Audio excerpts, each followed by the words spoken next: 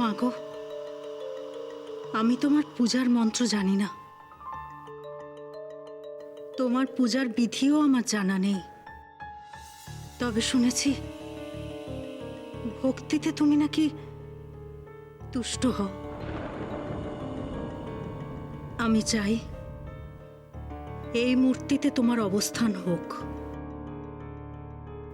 এ রাজ্যে তুমি অচলা হয়ে থাকো মা।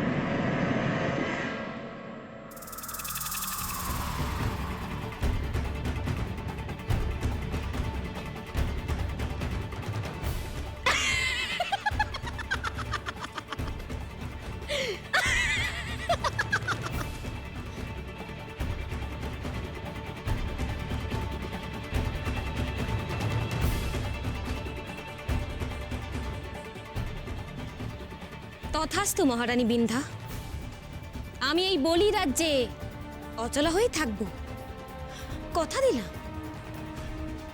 এ কি দেবী আপনি? আমি তো মা লক্ষ্মীর পূজা করছিলাম। এই মূর্তিতে খুঁত আছে মহারানী, আর তাছাড়া তুমি তো মঙ্গলাচরণ জানো না। আসনও পবিত্র করনি, আর আমি তারই সুযোগ নিয়ে এই মূর্তিতে অধিষ্ঠিত হতে পেরেছি। এই বলি রাজ্য এখন আমার নিয়ন্ত্রণে।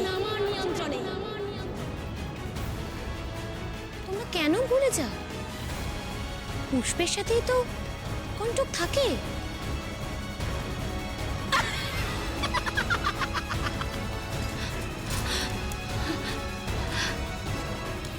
মা, মা গো, এ কি করলে মা?